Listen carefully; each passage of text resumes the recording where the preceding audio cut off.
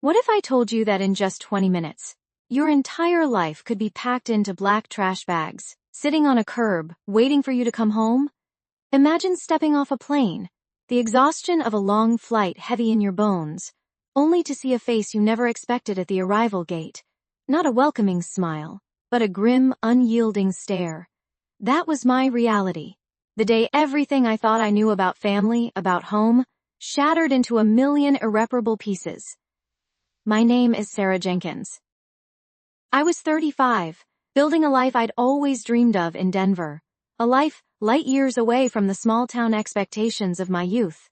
I'd just returned from a 2-week solo trip to the Grand Canyon, a journey of self-discovery that was supposed to leave me refreshed, centered. Instead, it delivered me straight into a nightmare orchestrated by the very person who gave me life. The air in the airport was thick with unspoken tension, a suffocating silence that pressed in on me even before I saw her. My mother, Eleanor, stood there, not with the usual hug, but with her arms crossed, a look on her face I hadn't seen since I was a teenager caught sneaking out. It was a look that promised reckoning. My stomach dropped. "Mom? What are you doing here?" My voice was barely a whisper. She didn't answer immediately. Her gaze was like a laser, dissecting me, judging every choice I'd ever made. "We need to talk, Sarah," she finally said, her voice flat, devoid of warmth. "And it can't wait." I tried to laugh it off, a nervous, hollow sound. "Can it? I just flew 6 hours. I'm exhausted." "No," she countered, stepping closer, her eyes blazing with an intensity that sent a chill down my spine. "It absolutely cannot wait, not one more second." The drive from the airport felt endless, each mile a tightening coil of dread in my chest. She refused to tell me what was wrong, only repeating, "You'll see when we get there." My mind raced, conjuring every possible disaster, an accident, an illness, a lost job, but none of my frantic imaginings came close to the cold, stark reality awaiting me. As we turned onto my street, the familiar, comforting sight of my little bungalow was replaced by something grotesque. Black garbage bags, dozens of them, lined up along the curb, spilling onto my meticulously kept lawn. My heart hammered against my ribs, a frantic bird trapped in a cage. What is that?" I stammered, my voice cracking. My mother pulled the car to a screeching halt directly in front of the horrifying tableau. She turned to me, her face a mask of stone. "That, Sarah, is your life. Or what's left of it." I stumbled out of the car, my legs suddenly weak. The bags weren't just random trash. I recognized the floral pattern of my favorite duvet cover peeking out of one, the worn spine of a beloved book from another. These were my things. All of them. My entire existence reduced to refuse, waiting for the garbage truck. A wave of nausea washed over me. This wasn't a mistake. This was deliberate. This was an act of war. "What have you done?" The words ripped from my throat, raw and disbelieving. She stepped out of the car, her posture rigid, a triumphant glint in her eyes. "I've cleaned house, Sarah. Literally. I've decided you're moving back home, and I've taken care of the details." The air crackled with unspoken fury. My home, my sanctuary violated. My possessions, my memories discarded like refuse. The betrayal was a physical blow, knocking the wind out of me. But then a flicker of something else ignited within me, something hot and sharp. This wasn't just about my belongings. This was about control, about a lifetime of resentment bubbling to the surface. She thought she could simply erase my independence, force me back into a life I'd fought so hard to escape. She thought she had won, but she had no idea what she had just unleashed. This wasn't just a homecoming, it was the opening salvo in a battle for my very soul. And what happened next? The shocking revelations that unfolded, the desperate lengths I went to reclaim my life, and the ultimate, explosive confrontation that brought everything crashing down. That's a story you won't believe. What would you do if your own mother turned your world upside down and declared war? Stay tuned, because the true cost of revenge is far greater than you could ever imagine. The stale air of the airplane cabin still clung to my clothes, a phantom scent of recycled oxygen and lukewarm coffee. I stretched, my muscles aching from the cross-country flight, but a different kind of tension already coiled in my gut. This wasn't just post-travel fatigue, it was the familiar, unsettling dread that always seemed to accompany my returns home. "My name is Eleanor," And for years, my life had been a series of careful escapes and reluctant returns, each one chipping away at my sense of belonging. My phone buzzed and I saw the text from my mom, waiting at the gate. "Honey, hurry up." A knot tightened in my stomach. Her eagerness always felt less like affection and more like an impending interrogation. Our relationship had been a tightrope walk since I was a teenager, a delicate balance of unspoken expectations and simmering resentments.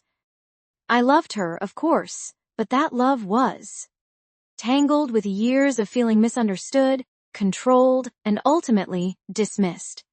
This trip, a much-needed break to clear my head after a particularly brutal semester, was supposed to reset things. I'd hoped the distance would give us both perspective, but the message was already pulling me back into the familiar gravity of her orbit. I rounded the corner into the arrivals area, and there she was, a vibrant splash of fuchsia in a sea of muted travel wear. Her smile was wide, almost too wide, and her eyes, usually so sharp, seemed to dart around nervously. "Eleanor, there you are!" she exclaimed, her voice a little too loud, drawing a few curious glances. She hugged me tightly, a brief, almost perfunctory squeeze that lasted just long enough to be polite. Her perfume, a cloying floral scent, enveloped me, a scent I associated with holidays and forced smiles.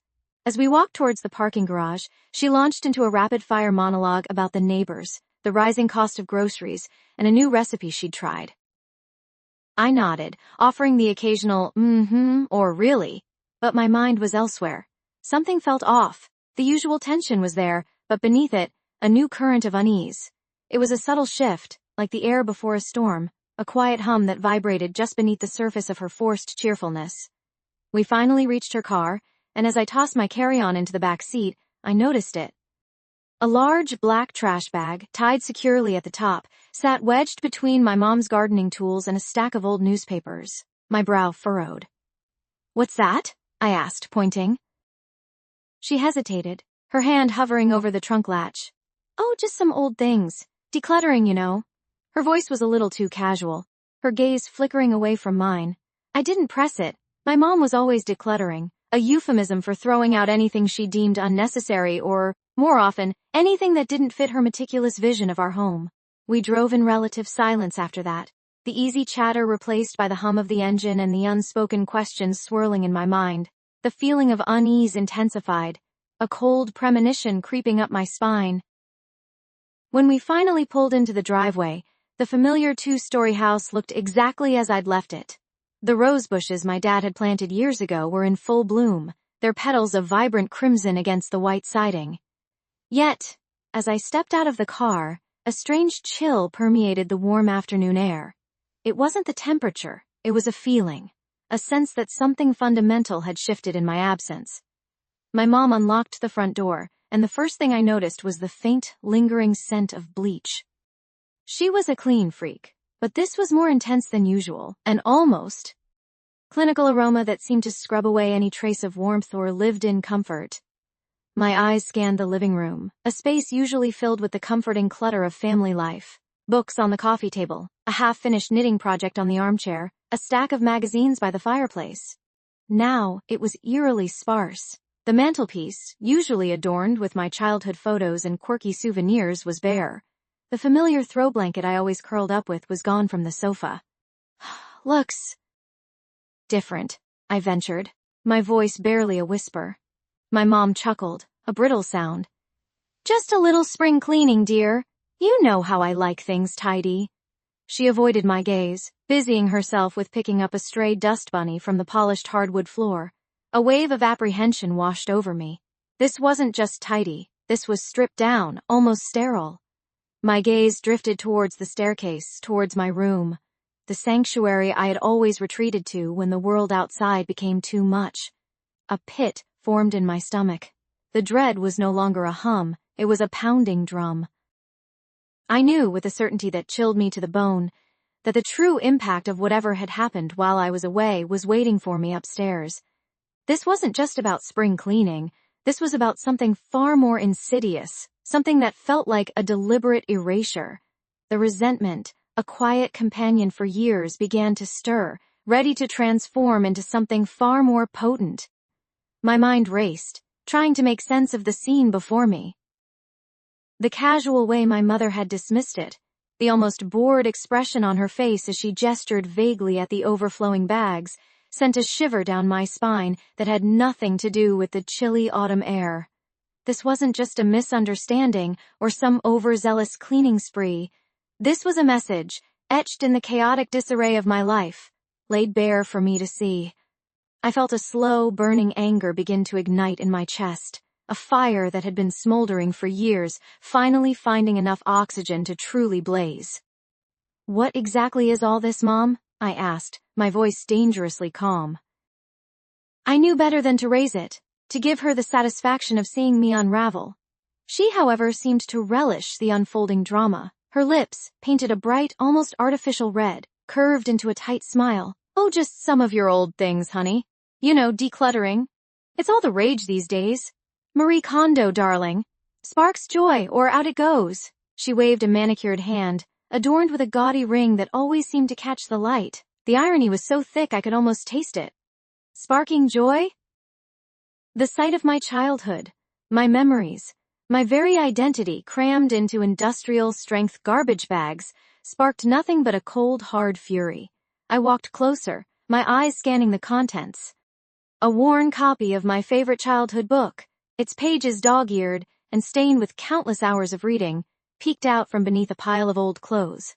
My high school yearbook, its cover bent, lay half hidden, a snapshot of a life I was still trying to reconcile with the present. And then I saw it. A small hand-painted ceramic mug, a gift from my grandmother, a cherished memento that sat on my bedside table since I was 10. It was cracked, clearly broken, and haphazardly taped together. A sharp stinging pain shot through me, far more potent than the anger. This wasn't just about decluttering, this was personal. This was an attack. "My mug," I whispered, my voice barely audible. She glanced at it, a flicker of something unreadable in her eyes before it was quickly masked by that practiced saccharine smile. "Oh, that old thing? It was chipped, darling." And really, it didn't match the new decor. "I'm thinking of going for a more minimalist look in your room." "Very chic." Her words were like daggers, each one twisting the knife deeper.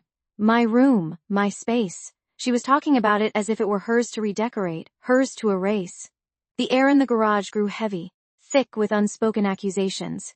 I could feel the invisible wall between us, a barrier constructed over years of unspoken grievances and thwarted expectations. I remembered.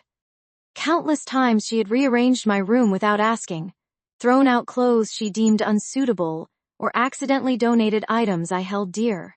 Each instance had been a small chip in the foundation of my trust, but this felt like the entire edifice crumbling. "You went through my things," I stated, not a question, but a cold, hard fact. "Of course, darling, I live here, and honestly, it was getting a bit messy. You know how I feel about clutter." Her tone was light, dismissive, as if she were discussing the weather. But beneath the veneer of casual indifference, I detected a subtle shift, a tightening around her eyes, a slight tremor in her hand as she adjusted her scarf. She knew what she had done, and she knew I knew. I took a deep breath, trying to steady the tremor in my own hands. The resentment, that quiet companion, was no longer quiet. It was roaring, a tempest building inside me. I looked at the trash bags, then back at she, truly seeing her for the first time in a long time. Not as my mother, but as an opponent. The years of feeling misunderstood, controlled, and dismissed crystallized into a single undeniable truth. She saw my independence as a threat, and this was her way of reminding me who was in charge. The silence stretched, punctuated only by the distant hum of traffic. I could feel her watching me, waiting for my reaction, expecting the usual tearful outburst or resigned acceptance. But something had shifted. The girl who used to cry in her room over perceived slights was gone. In her place was a woman who felt a cold, calculated resolve settle deep within her bones. "Right," I said, my voice flat, devoid of emotion. "Well, if you're decluttering, Mom, I guess we have a lot to talk about." The subtle shift in my tone, the lack of expected distress, seemed to throw her off balance. Her smile faltered, just for a second. That brief flicker of uncertainty was all I needed. The game had changed. The rules were no longer hers to dictate. And I knew, with an absolute certainty, that this was just the beginning. The seeds of my own form of decluttering had just been sown. The air in the car felt thick, heavy with unspoken words. My mother, Eleanor, kept up her cheerful chatter, a relentless monologue about mundane neighborhood gossip and recipes, but I barely registered the specifics. My mind was already racing, calculating. The casual dismissal of my belongings, the implication that my life was so easily packed away, had ignited something cold and precise within me. This wasn't just about trash bags, it was about years of feeling unseen, unheard, and ultimately, disposable. Eleanor had always prided herself on her meticulous organization, her ability to declutter anything she deemed unnecessary. Now, I saw her through a different lens, one that revealed a deeper, more insidious form of control. We pulled into the driveway, the familiar two-story house looming before us, a monument to a childhood I was desperate to escape. As I stepped out, the scent of freshly cut grass, usually a comforting smell, now felt oppressive, suffocating. Eleanor bustled ahead, fumbling with her keys, already anticipating her next move. "Come on, honey, let's get you settled. I've made your favorite casserole for dinner." Her voice was bright, almost unnaturally so, a stark contrast to the churning storm inside me. I followed her inside, my eyes scanning the living room. Everything was precisely as I remembered it, yet subtly different. A new throw blanket on the sofa, a rearranged set of decorative pillows, small, almost imperceptible changes that screamed ownership, a silent declaration that this space was hers, and mine was somewhere else. The thought solidified my resolve. I wouldn't just react, I would orchestrate. Later that evening, after a dinner where Eleanor peppered me with questions about my trip, my classes, my future, all thinly veiled attempts to extract information she could then dissect and judge, I excused myself to my room, or what used to be my room. The door was open, revealing a sparse, almost sterile space. The vibrant posters I'd carefully chosen were gone, replaced by generic landscape prints. My overflowing bookshelf, once a chaotic testament to my varied interests, now held a few carefully curated, unread novels. Even the air felt different, stripped of my presence. My heart hammered against my ribs, a dull, angry thud. This wasn't just decluttering, it was erasure. She hadn't just packed my things, she had systematically removed every trace of me from this house, from this life she seemed so determined to control. A wave of ice-cold fury washed over me, chilling me to the bone.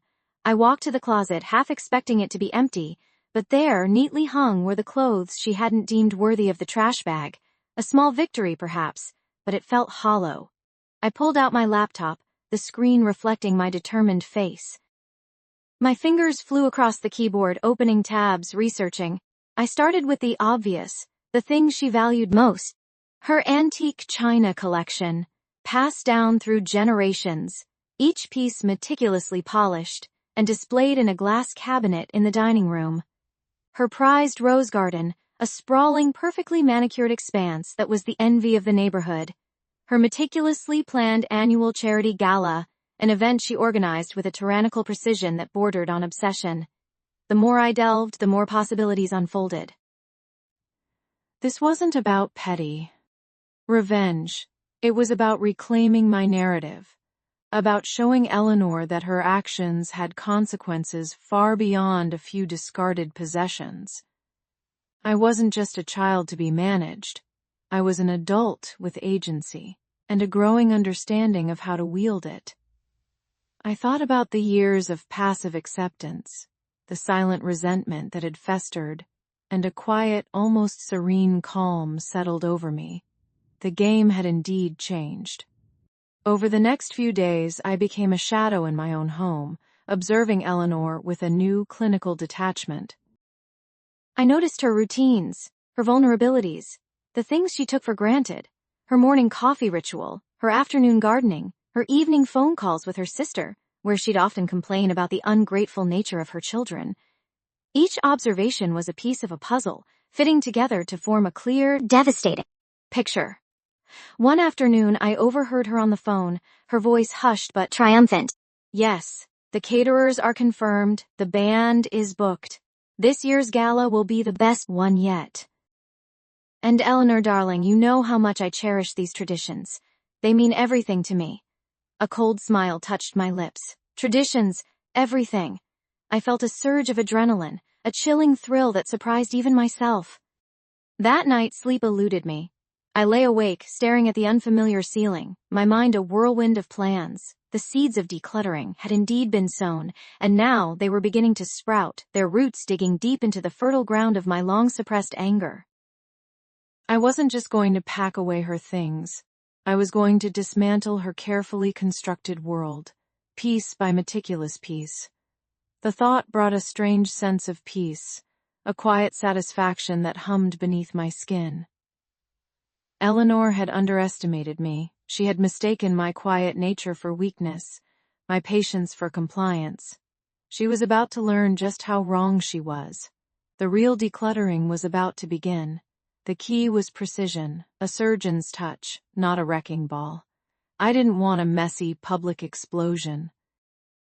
I wanted a quiet implosion, something that would leave Eleanor feeling exactly as I had felt for years, adrift, exposed, and utterly alone. My phone buzzed again, this time a message from a burner number I'd activated weeks ago. Confirmed. The meeting is set for Friday, 3 p.m. Your mother will be there. A cold smile touched my lips. The first domino was about to fall. I spent the next 2 days in a state of controlled frenzy. While Eleanor was out, I meticulously went through her belongings, not to discard, but to document. Every expensive trinket she'd flaunted, every designer handbag she'd claimed was a gift from an admirer, every piece of jewelry that had mysteriously appeared on her dresser. I photographed them all, creating a digital inventory. I even found a hidden compartment in her antique writing desk, tucked away behind a false back. Inside, a small velvet-bound journal. My heart hammered as I opened it. The first entry was dated years ago, around the time my father had lost his business. My blood ran cold as I scanned the pages, recognizing names, dates, and transactions that painted a picture far more sinister than I had ever imagined. This wasn't just about her careless spending or her constant need for validation. This was about something far more fundamental, something that struck at the very core of our family's history. The journal detailed a series of increasingly desperate financial maneuvers, shady deals, and outright deceptions. It wasn't just my father's business that had failed. It had been systematically dismantled, and Eleanor, my own mother, had played a pivotal role in its demise. The admirers weren't admirers at all.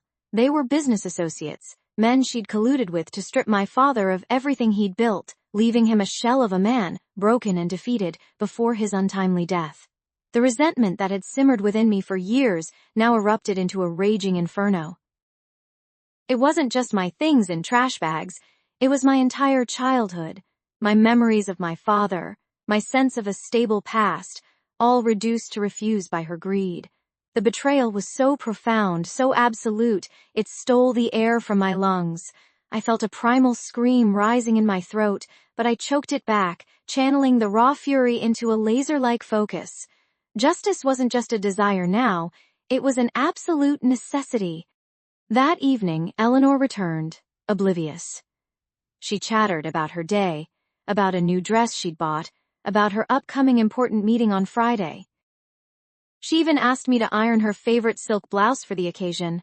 I looked at her, truly looked at her, and saw not my mother, but a master manipulator, a woman who had meticulously crafted a life built on lies and the ruins of others.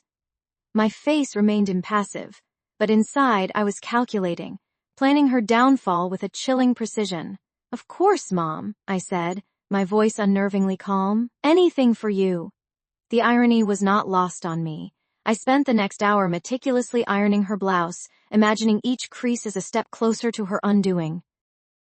I knew she was meeting with the same men mentioned in the journal, the men who had orchestrated my father's ruin. She thought she was going to secure her future, solidify her position. She had no idea she was walking into a meticulously laid trap. The next day, I made a series of anonymous calls. I tipped off a local investigative journalist known for exposing white-collar crime. I sent encrypted files containing excerpts from the journal, along with the photographic evidence of her ill-gotten gains, to a financial crimes task force. I even contacted a disgruntled former employee of one of the men involved. Someone I knew had been wronged and would jump at the chance for retribution. I left no stone unturned, weaving a web of consequences that would ensnare Eleanor and everyone connected to her sordid past. By Thursday night, the air in the house was thick with unspoken tension. Eleanor seemed restless, a nervous energy buzzing around her. She kept checking her phone, pacing and muttering to herself. She didn't know why, but she sensed something was off. The hunter was becoming the hunted, and the shift in dynamic was palpable. I watched her, a silent observer, feeling the power surge within me. The obsession had taken hold, and I was no longer just seeking revenge. I was orchestrating a symphony of justice. The climax was almost upon us. Friday morning dawned crisp and clear, a stark contrast to the storm brewing within our walls. Eleanor, dressed impeccably in the silk blouse I had ironed, bustled around, her usual pre-meeting jitters amplified by an undercurrent of unease. She grabbed her purse, her keys, and headed for the door. "Wish me luck, dear," she called out, her voice a little too bright. I met her gaze, a small knowing smile playing on my lips. "Oh, I think you'll need it, Mom," I replied, my voice a whisper, almost lost in the closing of the front door. I knew the journalist would be waiting. I knew the task force would be moving in. I knew the former employee would be testifying. And I knew Eleanor, for the very first time in her life, was about to face the true consequences of her actions. The decluttering had begun, and it was going to be a clean sweep. The quiet hum of the air conditioning unit was the only sound in the apartment, a stark contrast to the cacophony that had defined my life for so long. My hands trembled slightly as I typed the final few sentences, the words appearing on the screen with a chilling finality. This wasn't just an exposé. It was an unburdening, a meticulous chronicle of years of quiet manipulation, of promises whispered and then broken, of a trust systematically eroded. Every lie, every subtle gaslight, every calculated slight had been meticulously documented. I had woven a tapestry of truth, thread by painful thread, and now it was ready to be unveiled. The journalist, a sharp, unblinking woman named Sarah, had been my lifeline. She understood the nuances of the story, the way the emotional abuse had been cloaked in seemingly innocuous gestures, the way control had been disguised as concern. We had spent weeks poring over emails, texts, financial records, anything that could substantiate the narrative I had lived. She had seen the patterns, the almost clinical precision with which Eleanor had operated. My initial resentment had long since morphed into a cold, hard resolve. This wasn't about anger anymore, it was about exposing a truth that had been buried under layers of artifice. The task force, I learned, had been quietly building their own case. They had been investigating the company's questionable business practices, the shell corporations, the phantom employees. My testimony, coupled with the evidence I provided, became a crucial piece of their puzzle. The former employee, a timid woman named Maria, who had once been Eleanor's most loyal assistant, had found her voice. She had seen the internal documents, the fabricated invoices, the blatant disregard for ethical conduct. Her testimony, given under the protection of anonymity, corroborated every single detail I had provided. The day the article broke was a blur. My phone vibrated incessantly, a symphony of notifications. The headlines screamed from every digital news outlet, a stark, unflinching indictment. Local philanthropist unmasked, the empire built on deceit. The carefully constructed facade Eleanor had maintained for decades crumbled in an instant. The comments sections exploded, a mix of outrage, disbelief, and a surprising number of people sharing similar experiences with her. It was a deluge, a reckoning, a public stripping away of the persona she had so painstakingly crafted. I watched, detached, as the news channels replayed snippets of the article, as legal experts debated the implications, as the public's perception of Eleanor shifted from admiration to disgust. The decluttering, as I had called it, was indeed a clean sweep. Not just of my apartment, but of the lies, the half-truths, the insidious control that had permeated my life. The air felt lighter, the silence less oppressive. Then came the call. It was Eleanor, her voice a raw, ragged whisper I barely recognized. The usual imperiousness was gone, replaced by a desperate, almost pleading tone. "Eleanor," she began, "how could you do this, after everything I've done for you?" A bitter laugh escaped my lips. "Everything you've done for me," I echoed, my voice steady, devoid of the tremor that had plagued it for so long. "You mean everything you've done to me, she?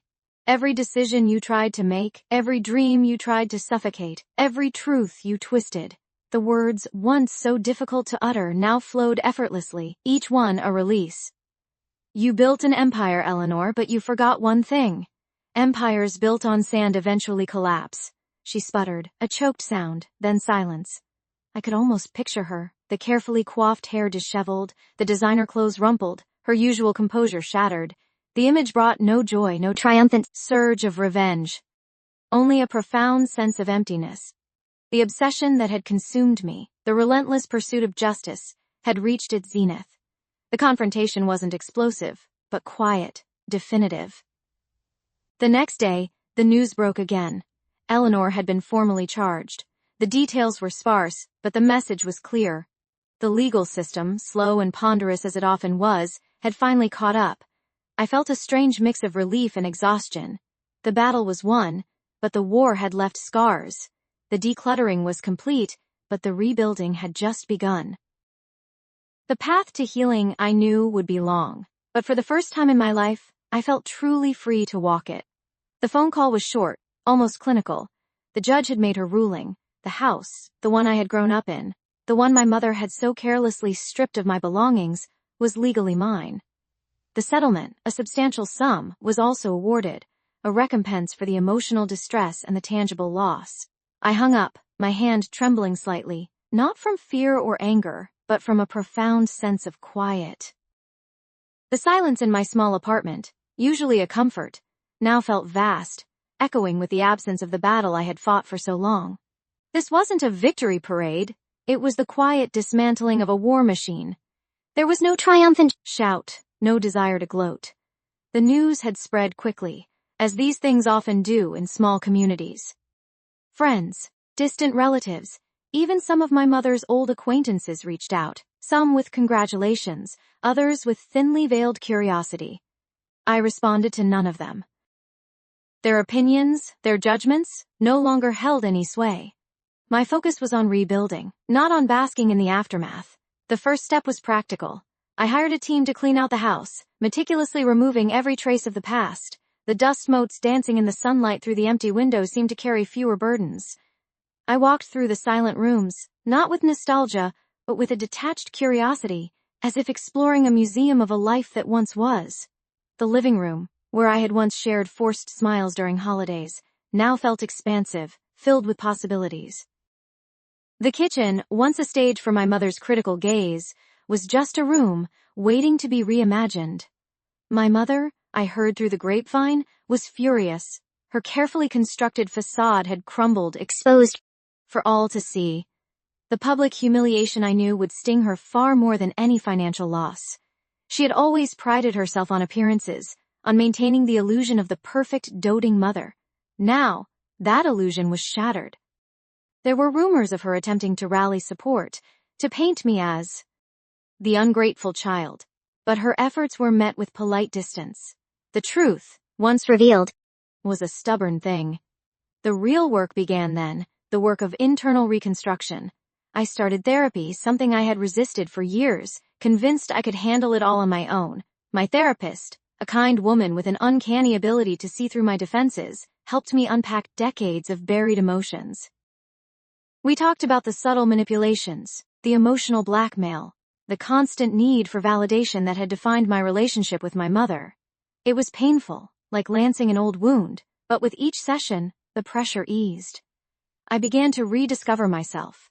I picked up old hobbies I had abandoned, started new ones, and slowly, cautiously, allowed myself to form genuine connections with people. My friendships, once strained by my constant emotional turmoil, began to flourish. I found myself laughing more freely, experiencing joy without the underlying hum of anxiety. The world, once viewed through a lens of suspicion and self-preservation, began to reveal its softer edges. One afternoon, a package arrived. It was from my aunt, my mother's sister, who had always remained neutral in our family drama. Inside, Nestled amongst tissue paper was a small, ornate silver locket. It had belonged to my grandmother, a woman I barely remembered, but whom my aunt spoke of with reverence. A note accompanied it. "Your grandmother would have been so proud of your strength, Eleanor. This belongs to you now." It wasn't an apology, but it felt like an acknowledgement, a quiet passing of the torch. The house, once a symbol of conflict, slowly transformed into a sanctuary. I renovated it, not lavishly but with care, creating spaces that felt authentically mine. The old heavy curtains were replaced with sheer flowing fabrics that let in the sunlight. The walls, once a muted beige, were painted in calming blues and greens. It became a home, not just a house, a place where I felt safe, cherished, and truly free. The path to healing as I had known was indeed long. There were days when the old anxieties would creep back in, whispers of doubt and fear. But now, I had the tools to confront them, the resilience to push them away. I learned that true freedom wasn't about escaping a situation, it was about reclaiming your own narrative, your own peace. My mother's actions had, ironically, forced me to confront the deepest parts of myself, to shed the skin of expectation and step into the light of my own truth. The fight was over, the echoes of the past fading, replaced by the quiet, steady rhythm of a life finally, truly, lived on my own terms. The battle was over, and the reconstruction had begun. Brick by emotional brick. The silence in the courthouse was deafening, a stark contrast to the storm raging inside me. My mother sat across the aisle, her face a mask of carefully constructed innocence, but her eyes, those cold, calculating eyes, betrayed the venom churning beneath. This wasn't just about the house anymore, or the trash bags. This was about years of emotional manipulation, the quiet erosion of my self-worth, and the final, brutal act of betrayal that had brought us all here. The judge's gavel cracked, a sound that echoed like a gunshot. The attorneys began their final arguments, a blur of legal jargon and emotional appeals. My lawyer, a sharp woman named Miss Davies, laid out the facts with surgical precision, the forged documents, the unauthorized sale of my belongings, the clear intent to disinherit me. She painted a picture of a calculated, cruel act, not a misunderstanding. She showed the jury the texts, the emails, the documented history of my mother's increasingly erratic and hostile behavior. Each piece of evidence was a fresh stab, but also a vindication. For so long I had doubted my own sanity, wondering if I was overreacting, if I was the problem. Now, the truth was laid bare for all to see. My mother's lawyer, a slick, smarmy man, tried to spin a tale of a concerned parent, a misunderstanding, a daughter who had simply abandoned her responsibilities. He even tried to paint me as ungrateful, despite the years I had poured into caring for her, financially and emotionally. The sheer audacity of it made my blood boil, but I forced myself to remain stoic. This wasn't the time for an emotional outburst. This was the time for justice. Then came the moment I had both dreaded and yearned for, my testimony. I walked to the stand, every step heavy with the weight of years. I looked at my mother, her gaze unwavering, almost defiant. It was then I realized she truly believed she had done nothing wrong, that her actions were justified. That realization, more than anything, solidified my resolve. I began to speak, my voice steady despite the tremor in my hands. I recounted everything, from the subtle digs in my childhood, to the escalation of her demands, the constant financial drain, the way she had isolated me from friends and family. I described coming home from that trip, the gut-wrenching sight of my life in trash bags, the cold, triumphant look on her face as she told me I was disowned. I spoke of the panic, the desperation, the feeling of utter abandonment. I didn't just present facts, I laid bare the emotional scars, the deep, festering wounds she had inflicted. The courtroom was silent, save for my voice and the occasional sniffle from the jury box. When I finished, the air was thick with unspoken emotion. My mother still stared, but for a fleeting moment, I saw something flicker in her eyes, not remorse, but perhaps a sliver of surprise that I had finally fought back, that I had dared to expose her. The jury deliberated for what felt like an eternity. Every minute was a torment, a replay of all the doubts and fears I had battled. Had I done enough? Would they believe her lies? Then the bailiff called us back. My heart pounded against my ribs. The verdict was read. Guilty. The word hung in the air, a bell tolling for a life of deceit. My mother's face crumpled, the carefully constructed mask finally shattering. She looked at me, a raw, venomous hatred in her eyes that chilled me to the bone. It was the look of someone who had lost control, who had been exposed. I felt no triumph, no elation. Only a profound, aching sadness. This wasn't a victory in the way I had imagined. It was the end of a battle I never wanted to fight, against a person I once loved. The judge sentenced her to a significant fine and mandated counseling, but the real sentence was the severing of any remaining tie between us. Leaving the courthouse, the setting sun cast long shadows. I wasn't skipping or celebrating. I was just walking. The weight I had carried for so long was finally lifted, but it left an emptiness, a void where a mother-daughter relationship should have been. The path forward was unclear, but for the first time in my life it was my path to choose. The trash bags were gone, the house was sold, and the legal battle was over. What remained was the quiet work of rebuilding, brick by painful brick, a life free from her shadow. It was a bittersweet closure, a peace earned at an immense cost, but a peace nonetheless.